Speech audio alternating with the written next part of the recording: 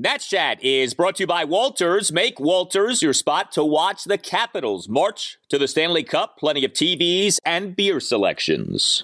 Game 6 is Friday night at 7:30 as the Caps are on the brink of elimination. Plus, Walters has every NBA playoff game as well. The base is loaded, and the 1-1 pitch. Swinging a line drive over the head of the shortstop, Strange Gordon, into left center, a base hit. Mark Lerner comes through in a 1-1 pitch with a single to drive in 2 runs. Runners first and third with 2 out, top of the first. The Mets 2 and the Nationals nothing. Fastball too low to the inside, ball 4. Adon, hands on hips, showing frustration. It's really all about his fastball here. That's going to get the bullpen going again, as he has walked his 5th batter. Second time he has walked Nimmo. Soto the lead at second, the 2-1 pitch. Swinging a ground ball to third. Soto's going to break for the bag, and he's hung up as Guillorme flips the ball to the shortstop Lindor. Now chasing him toward third. Walker applies the tag. Bell goes for second. Walker throws it into right field. Bell's going for third. Marte's throw it. He's going to be out. Tagged out by Lindor for a double play. Oh, no.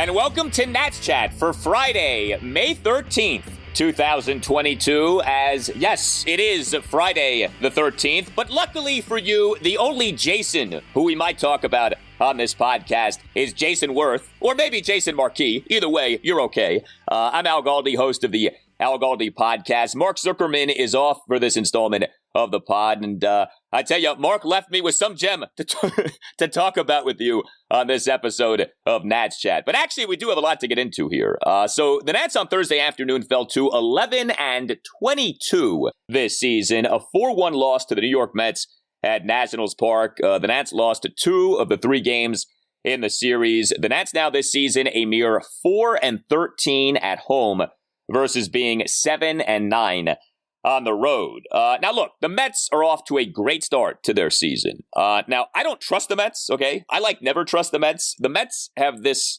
perpetual dark cloud hanging over them. And so, for the Mets, seemingly anything that can go wrong eventually does go wrong. There's a reason that in New York, there's a saying, that's so Mets. But the Mets, so far this season, have been really good. The Mets now are a National League East best 22-11 with an NL East best run differential of plus 36. You know, the Mets this season have yet to lose a series. So right now, it's not a shocker that the rebuilding Nats lost 2 of 3 games to the first place Mets. But yeah, I mean, the Nats are not a good team. They're not having a good season. The record is 11-22. The Nats have an NL East worst run differential of minus 30. But I got to tell you, there was something from Thursday afternoon's game that stood out to me in a big picture way. So shown in attendance at Thursday afternoon's game via MASN was the Nats managing principal owner, Mark Lerner. Now, Mark Lerner traditionally attends many Nats games, so him being in attendance on Thursday afternoon wasn't some massive surprise or anything like that. But for whatever reason, MASN showed Mark in attendance at the game. And it was a reminder of something that's a really big deal right now with the Nats. And that is that the Nats, for all intents and purposes, are up for sale. Now, yes, it may be that the Lerners do not end up outright selling the Nats, but personally, I do think that we should consider the Nats up for sale. Remember, April 11th, it was on that day that we learned that the Lerners had begun exploring selling a portion of the Nats to a new limited investor or new limited investors, or just outright selling the team. Now, maybe it ends up being that the Lerners just sell a portion of the team, but to me, if you're thinking of selling or are open to the possibility of selling, then you're selling, you know? If you're open to selling the team outright, then I think that you are selling the team outright. Maybe it doesn't end up working out that way, but the point is you are open to that being the ultimate outcome. So to me, the Lerners are selling the team. That's the way that I'm looking at this. And so we right now have the Nats not just in a rebuild, but also the Nats having ownership uncertainty. We right now have the Nats with baseball uncertainty and with ownership uncertainty. That's quite the double whammy, right? And you would think that a sale of the Nats is going to take some time because sales of multi-billion-dollar sports franchises don't usually happen quickly. Now, I suppose a sale could happen quickly, right? Anything's possible, but we shouldn't be counting on the sale of the Nats happening quickly. So this ownership uncertainty for the Nats could be going on for a while. And so I'm thinking about this watching the game on Thursday afternoon and who on the Nats ended up having a big game on Thursday afternoon. None other than Juan Soto, the man whose contract situation looms over everything with the Nats right now. Soto on Thursday afternoon as the Nats starting right fielder and number 2 batter, 2 for 4 with a solo homer and a double. More on his day in a bit. So here we have the Nats now at 11-22 in the midst of a rebuild with major ownership uncertainty and Soto having 2 seasons left of team control after this season. I mean, whatever chance there was of Soto signing a long-term contract extension with the Nats for now would seem out the window. And it's debatable whether he and his agent, Scott Boras, have ever truly been open to a contract extension with the Nats to begin with. But now, I mean, again, think about this. And this just sort of like crystallized, I thought, on Thursday afternoon with Mark Lerner sitting there and Juan Soto having this big game. And the Nats losing again. But rebuilding team, plus major ownership uncertainty, plus Soto after this season being just 2 years away from free agency and the open market and the bidding war that almost certainly would ensue. What do you think? You know, like if you're Juan Soto, what are you thinking right now? It just feels right now that the chance of Soto signing a contract extension with the Nats is like microscopic, you know, because nothing seems to be trending in that direction. Nothing seems to be suggesting that a Soto extension with the Nats could be happening at any point in the near future. So I was thinking about all of this while watching this 4-1 Nats loss to the Mets at Nationals Park on Thursday afternoon. But then I also thought about this, who the Nats' opponent was, the Mets, and their newish owner, Steve Cohen, and how much him buying the Mets has changed things for the Mets. Now, no, the Mets haven't actually won anything since Cohen bought the team, but the Mets now are financial players like never before. Steve Cohen completed his purchase of the Mets in November 2020. He, per Forbes real-time net worth on Thursday, was worth $17.4 billion. For comparison's sake, the Lerners, per Forbes real-time net worth on Thursday, were worth $4.1 billion. Steve Cohen is worth more than 4 times what the Lerners are worth. The Mets recently designated Robinson Cano for assignment, eating tens of millions of dollars still owed to Cano. Money no longer matters to the Mets. And so I do wonder if the Nats get a new owner like a Steve Cohen. And no, someone like that is not easy to find. I get that, right? But, you know, Jeff Bezos is an obvious name to bring up. Elon Musk is a name to bring up. I mean, who knows? But if someone who is absurdly rich, even by absurdly rich standards, buys the Nats and wants to make a splash with the Nats, maybe a new owner is in fact exactly what could get a Juan Soto contract extension done. Maybe as bleak as things appear to be right now when it comes to the Nats signing Juan Soto to a contract extension could end up changing big time over the next, say, 12 months. If, in fact, the Nats' next owner, if, in fact, there is going to be a next owner, ends up being some kind of Richie Rich who really wants to make an immediate impact. I mean, even if it's not a Jeff Bezos or an Elon Musk, you know, you think about an ownership group led by Ted Leonsis, and Ted's name already has come up. We know that Ted Leonsis values stars and is not afraid to pay stars. We have seen that with his ownerships of the Capitals and Wizards. You know, maybe an ownership group led by Ted Leonsis would make it a point to get a contract extension with Soto done. But right now, I don't know about you, but an extension for Soto with the Nats under the current circumstances feels nearly impossible. All right, as for Soto's performance on Thursday afternoon, so he went 2 for 4 with a solo homer and a double. Soto in the bottom of the 4th had a leadoff full count double off the right center field wall, and Soto in the bottom of the 9th had a 2-out solo homer to right center field off Mets closer Edwin Diaz to cut the Nats deficit to 4-1. How about the metrics on this homer? So the homer per StatCast went a projected 394 feet. Okay, I mean, that's impressive. That's not like overly impressive. But the homer per StatCast had an exit velocity of 105.8 miles per hour. The pitch from Diaz per StatCast was a 100.6 mile per hour four-seam fastball. So the pitch came in at 100.6 miles per hour, and the baseball went bye-bye at 105.8 miles per hour. That was some shot by Soto given the pitch from Diaz. But going back to that Soto double in the bottom of the fourth, that double preceded the latest base running embarrassment by the Nats. The Nationals run themselves into 2 outs on the same play. Soto's out 5-6-1. Walker throws it into right field, and Bell's cut down by Marte trying to go to third. And of all the things from the actual game on Thursday afternoon, this is the thing that sticks with you. This base running embarrassment by the Nats may be a new low for this season. This base running embarrassment was really bad. This base running embarrassment also was one of the more creative and unique base running embarrassments that you'll ever see. So Josh Bell in the bottom of the fourth came up to bat with Juan Soto on second, no outs, and the Nats trailing 3-0. Bell hit a grounder to the Mets third baseman, Luis Guillorme, who quickly got Soto caught in a rundown. Soto was tagged out by the Mets starting pitcher Taijuan Walker while sliding into third base. Bell then slid into second base, this as Walker's throw to second base sailed wide and into the outfield. Well, Bell then took off for third base.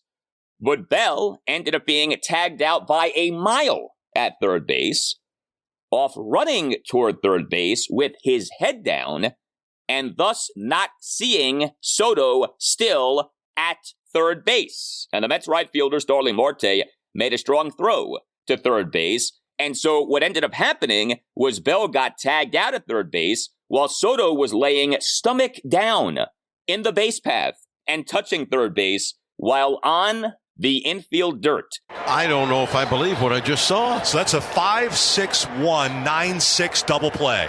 And I can bet, Dave, we'll never see another one of those. This entire sequence was so strange and so quirky and looked so bizarre and was so disappointing given that the sequence involved two of the Nats' top hitters, right? In Juan Soto and Josh Bell, two guys who absolutely should know better. The mistakes by the Nats in this sequence are almost too many to count. You had the bad read by Soto resulting in him being caught in the rundown to begin with. You then had Soto just staying at third base. You had Bell running with his head down and not seeing Soto still at third base. You had a potential Nats rally. Again, Juan Soto on second, no outs, Josh Bell batting, eradicated with the play, ultimately being a double play. Like, you can go on and on and on with how many things were wrong with this play from a Nats perspective. Nats manager Davey Martinez during his post-game press conference on Thursday afternoon on this latest base-running boo-boo by his Nats. It wasn't good. Juan thought he was going to backhand the ball deeper in the hole. He thought he could make it the third. JB slid in the second, saw the ball go by him, and he thought it was out in the outfield, so he just took off running. So just took us out of a big inning right there. I mean, you're down, we're down. They got, I think Juan's got to see the ball through right there and hold off. So, Juan, I talked to him about it. JB, once again, just trying to be overly aggressive. But those are two big mistakes. We've had a chance with some of our big hitters up there driving some runs, and we ran into 2 outs. Ideally, how would that sequence have played out? Stay. Watch the ball through. I mean, we're down. See the ball go through the infield. I mean, that's how that should have worked out. Yeah, Davey Martinez was right about that. I mean, that play with Juan Soto and Josh Bell was amateur hour. And like I said, they should know better, okay? They are better than that. The Nats are making way too many outs on the base paths. We're seeing this over and over and over again. And, some of this, yes, may be a function of Nats players trying too hard with the offense still not in a very good place. But, some of this, maybe even most of this, is just bad decisions that are being made. Either by players or by the Nats third base coach, Gary DiSarcina. DiSarcina has presided over way too many Nats being thrown out at various home plates across the majors so far this season. Hey guys, it's Al Galdi for Window Nation. It's graduation season, and so that means it is Window Nation's graduation sale. If your old windows are failing or just not making the grade, here's a homework assignment. Call Window Nation and get to the head of the class with 0% financing for 5 full years, 60 months, and get 2 free windows with every 2 that you buy. Window Nation windows are the best. They are made right here locally in the Washington, D.C., Baltimore area. Over 1,500 custom window combinations are available. Vinyl, wood, fiberglass. Price quotes are valid for 6 months. Call 866-90NATION or visit windownation.com and tell Window Nation that Al Galdi sent you. You know, the longer that you have old, drafty windows, the more money that you're wasting on your heating and cooling bills. Window Nation has saved customers over $60 million on energy bills. Call 866-90NATION or visit windownation.com and make sure that you ask Window Nation for the graduation sale that you heard about from Al Galdi. That's 866-90NATION or visit windownation.com and get the special offer. Mention my name, Al Galdi, when you talk to Window Nation. So 3-2 on Bell. Here's the kick and the pitch and a swing and a pop-up. Shallow left, down the line, foul ground, racing over there, the third baseman, Guillorme, makes the catch and foul ground, and the game is over. And the Mets have won it. They take the series from the Nationals 2-1. The Nats on Thursday afternoon did have another one of their very unimpressive offensive games. Just 1 run, just 4 hits, just 1 walk, 0 for 1 with runners in scoring position. Yeah, the Nats had just 1 at-bat with a runner in scoring position the entire game. It's funny with the Nats right now. Some games, the offense looks great. Some games, the offense looks terrible. Now, you know, in fairness to the Nats, the Mets starting pitcher, Taijuan Walker, was good, and he is having a really good season. Walker, on Thursday afternoon, 7 scoreless innings. As for the Nats starting pitcher on Thursday afternoon, Joan Adon, well, you could say that old Johan had some control problems on Thursday afternoon. Adon, in this 4-1 loss to the Mets at Nationals Park, allowed 3 runs in 3 2/3 innings. His control, again, was not good. He issued 5 walks, a hit by pitch, and a wild pitch. How about this? He threw 84 pitches, just 44 strikes versus 40 balls. A strike-to-ball ratio that was nearly 1-to-1. That's not good. Adon gave up 3 hits, all of which were singles. He recorded 2 strikeouts. Adon, in the top of the first, allowed 2 runs. He issued a leadoff 6-pitch walk of Brandon Nimmo. Adon issued a 1-out 7-pitch walk of Francisco Lindor. Adon issued a 2-out 6-pitch walk of Jeff McNeil to load the bases. And then Adon gave up a 2-out bases-loaded 2-run single to Mark Canha to shallow left center field for a 2-0 Mets lead. And then Adon issued a 2-out wild pitch. Adon did then toss a scoreless top of the second, but he tossed that scoreless top of the second despite issuing a leadoff 4-pitch walk of Luis Guillorme and then issuing a 1-out 5-pitch walk of Brandon Nimmo. Adon, in the top of the 4th, gave up another run and recorded just 2 outs. He gave up a leadoff infield single to Mark Canha on a swinging bunt on a 1-2 pitch. Adon issued a hit by pitch of J.D. Davis. Adon gave up a 2-out RBI single to Tomas Nido through the left side of the infield on an 0-2 pitch for a 3-0 Mets lead. And then that was it. Davey Martinez then pulled Adon in favor of Erasmo Ramirez. Here was Davey during his postgame press conference on Thursday afternoon on Joan Adon. He couldn't repeat his delivery. He was flying open, a lot of arm side misses, a lot of yank curveballs. Like I said, he couldn't really get into his body today, and mechanically, he just wasn't there today. Is that a hard thing to fix mid-game when people are kind of getting away from you? I mean, you really, it's something that, you know, we try to get him to, you know, just focus on your head, focus on, you know, your feet going straight to the catcher. But it's, you know, when you're in the middle of a game like that, it's tough to do that sometimes, you know. So today he couldn't do it. I've seen him do it in the past, but today he couldn't do it. So you look at Joan Adon now this season. He over 7 starts has an ERA of 7.03 and a WHIP of 1.72. Those numbers are really bad. And here's maybe Adon's worst stat. He this season has a walks per 9 innings of 6.47. He's averaging 6.47 walks per 9 innings. That is an astronomical walk rate. You know, there are things to like about Joan Adon. He throws hard.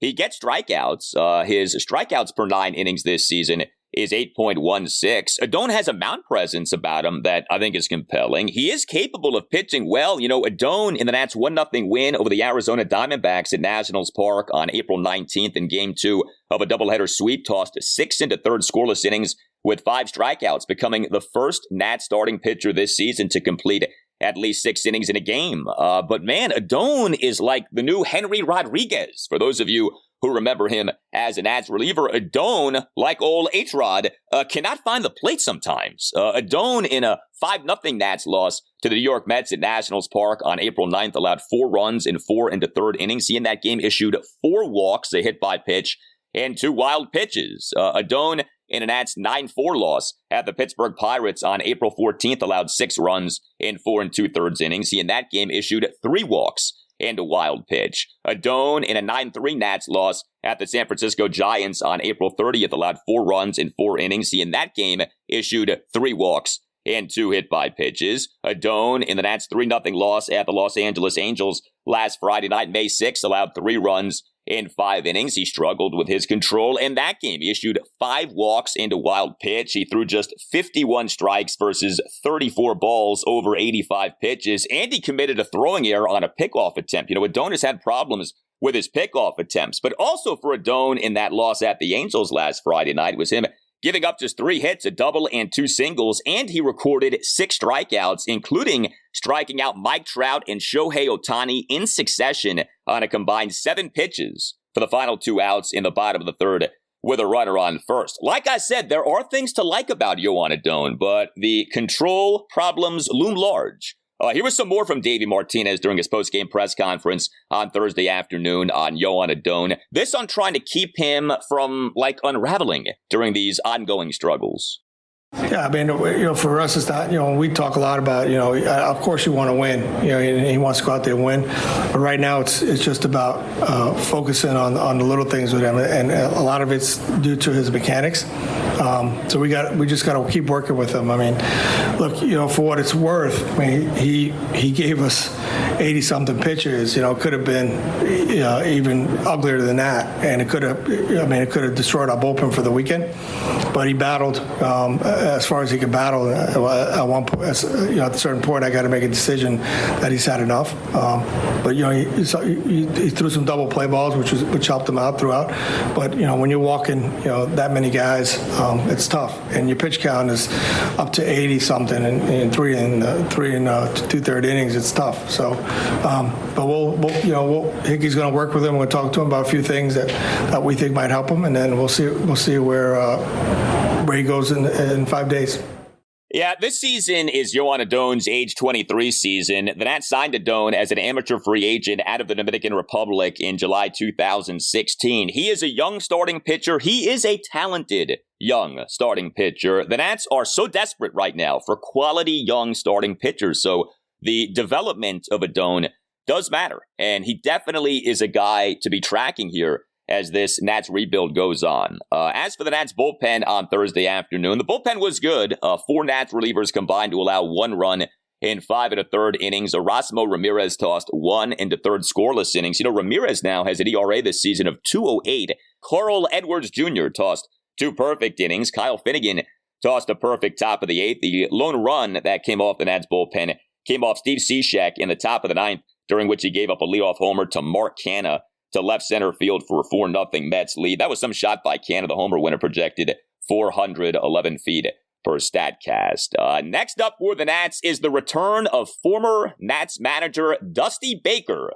to Nationals Park, as the Nats this weekend will face the Dusty Baker-managed Houston Astros in a 3-game series. So you have the Dusty Baker storyline, you have the Nats-Astros storyline of those 2 teams, as you may recall, having met in the 2019 World Series that was won by the Nats. But the Astros have been outstanding so far this season. Game 1 Friday night at 7:05, Josiah Gray will be the Nats starting pitcher. Game 2 Saturday night at 7:05, Eric Fetty will be the Nats starting pitcher. And Game 3 Sunday afternoon at 1:35. Patrick Corbin will be the Nats starting pitcher. You tell us what you think. You can hit us up on Twitter at Nats_chat. You can email the podcast, natschatpodcast@gmail.com, including if you would like to sponsor the Nats Chat Podcast, just hit up Tim Shovers. That email address again is natschatpodcast@gmail.com. You can get yourself a Nats Chat Podcast t-shirt by going to natschatpodcast.square.site. That's natschatpodcast.square.site. And always know, if you wear a Nats Chat Podcast t-shirt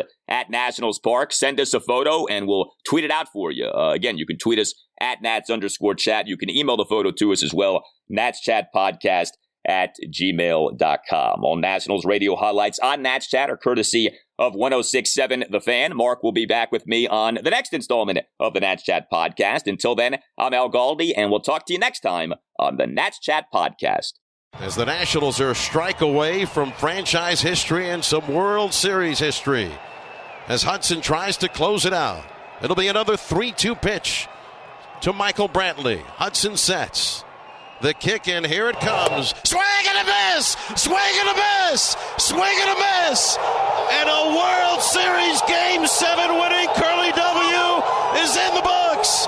The celebration is on. The Washington Nationals are the world champions. Remember where you are, so you remember where you are right now at 11:50 Eastern Time. Remember where you are on October 30th, 2019, when the Washington Nationals finished the fight from the depths of a forgettable 19-31 start. They have climbed to the top of baseball's highest peak, giving us all a finish to a season we will remember for the rest of our lives. The Nationals celebrate just behind the pitcher's mound. A world championship Curly W is in the books. The Nationals down 2-0, 6 unanswered runs. They beat the Astros 6-2. They are the world champions of baseball. Unbelievable.